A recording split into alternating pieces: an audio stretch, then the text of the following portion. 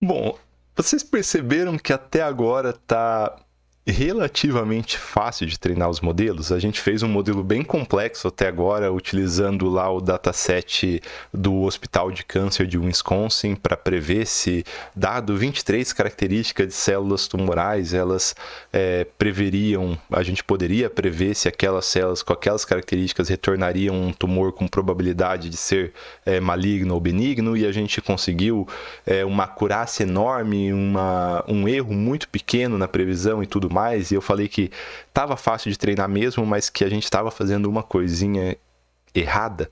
Bom, a gente vai ver o que é essa coisinha errada, e acho que a gente até falou um pouquinho na aula passada sobre isso. Quando a gente pegou aquele nosso conjunto de dados, 526 dados, se eu não me engano, um monte de dados, né? Um estudo que levou anos para ser feito, para ser levantado aquele dataset, a gente pegava todos os dados e dava todos os dados para a rede neural estudar.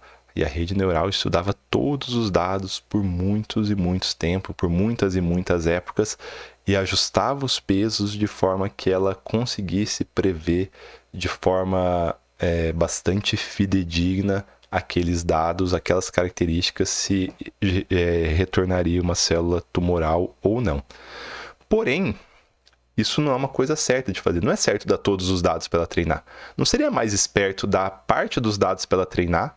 Ela aprende com aqueles dados e aí a gente guarda outra parte para ver se ela aprendeu mesmo? Então, isso é a técnica de divisão dos dados em conjuntos de treinamento, validação e teste.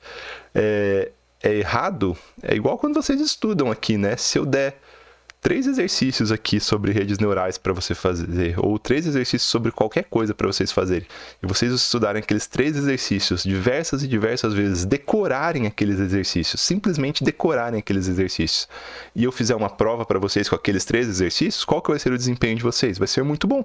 Vocês vão ter, no mínimo, decorado. E basicamente o que acontece com redes neurais, quando a gente dá uma quantidade grande de neurônios para ela e treina elas com uma série de dados e depois valida se ela aprendeu com a mesma série de dados, é que ela basicamente decora. Ela não aprende nada, ela decora.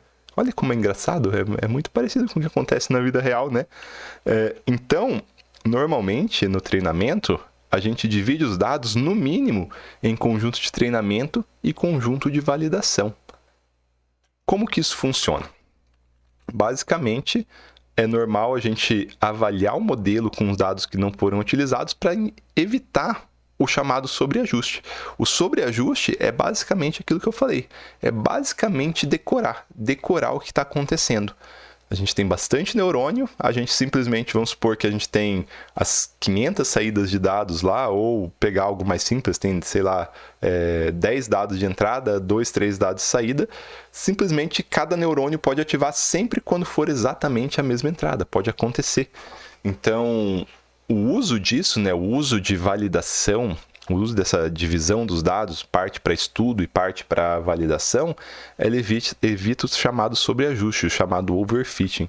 Vou dar um exemplo de overfitting aqui para vocês, bem legal. Pensa que a gente tem essa série de dados aqui, ó, e a gente quer tentar prever, ajustar esses dados. Isso aqui não é rede neural, isso aqui é regressão polinomial simples, tudo bem? E a gente quer ajustar esses dados aqui. Bom, o modelo mais simples que a gente poderia tentar ajustar é com uma reta.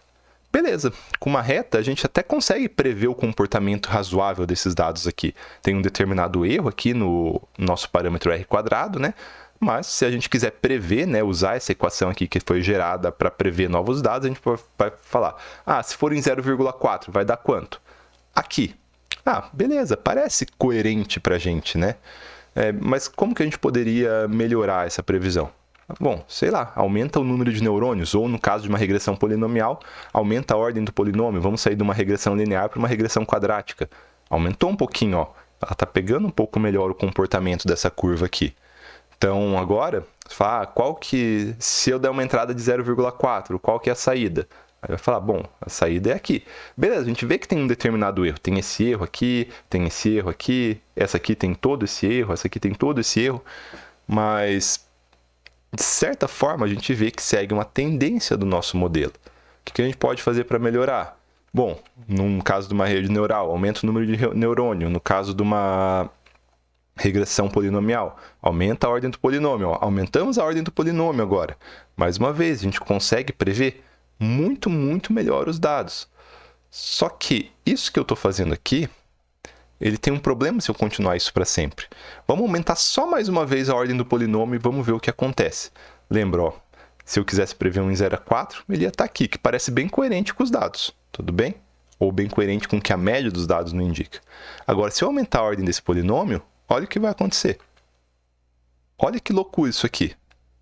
Achou o melhor jeito possível de passar por todos aqueles pontos, dado o que um polinômio de grau 4 pode fazer. Isso aqui tem 1, 2, 3, 4, 5, 6 pontos. Então, ele pode ser modelado perfeitamente para um polinômio de grau 6. Então, se a gente aumentar mais uma vez, olha como fica a previsão para um polinômio de grau 6. Olha que coisa. Isso aqui, ele está prevendo exatamente todos os dados que foram usados para o treinamento. Ele está prevendo esse com perfeição, está prevendo esse com perfeição, está prevendo esse com perfeição, está prevendo esse com perfeição, está prevendo esse com perfeição e está prevendo esse com perfeição. Basicamente, o que aconteceu aqui foi que, entre aspas, esses pontos foram decorados. O modelo decorou esses pontos. E tudo que for fora desses pontos não tem muita representação real. Quer ver? Se a gente pegar e vamos supor que a gente tivesse um dado a mais, tivesse esse dado a mais aqui, e tirou ele para validação. Esse dado está aqui. Vamos supor que esse dado está aqui e ele foi tirado para validação. Se a gente fizesse a regressão linear, a gente tinha um acerto quase perfeito desse dado. Se a gente tivesse a regressão quadrática, a gente tinha um acerto quase perfeito desse dado. Na regressão com um polinômio de grau 3, a mesma coisa. Agora, se a gente fizesse a validação no polinômio de grau 4 com esse dado aqui, olha o erro que a gente teria. Ou se a gente fizesse a validação do grau 5, olha o erro que a gente teria. Então, basicamente, o que a gente faz, né, esse ato de dividir os dados em treinamento e em validação, é justamente para evitar esse tipo de coisa. É claro que nessa série de dados que a gente tem aqui, essa aqui não é a melhor forma. Essa não é de forma alguma a melhor forma de representar os dados.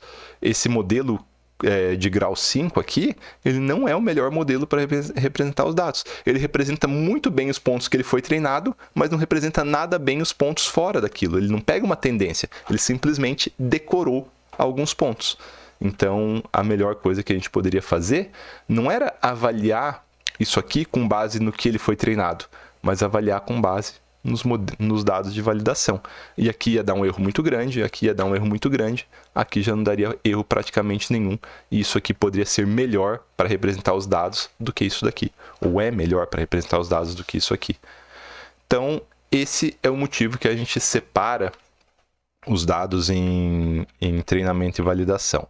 Normalmente, se eu pegar aqui, né, a gente usa-se de 70% a 80% dos dados para o ajuste, para o treinamento, 20% a 30% dos dados usados para validação, para calcular o erro, e ainda pode haver um teste final. Então, seria como assim, isso aqui você estuda, isso aqui você usa para validar o seu estudo em casa, e isso aqui seria a prova na universidade. Então, você treina com a sua disciplina, com seus exercícios, pega uns exercícios diferentes para validar o que você treinou, ver se você conseguiu expandir o seu treinamento aqui, conseguiu validar outros exercícios. Se ele não validou, você volta e treina de novo. Se ele não validou, você volta e treina de novo. E quando você fala, não, agora tô bom, tô validando, eu estudei com tais exercícios e eu consigo resolver em outros exercícios.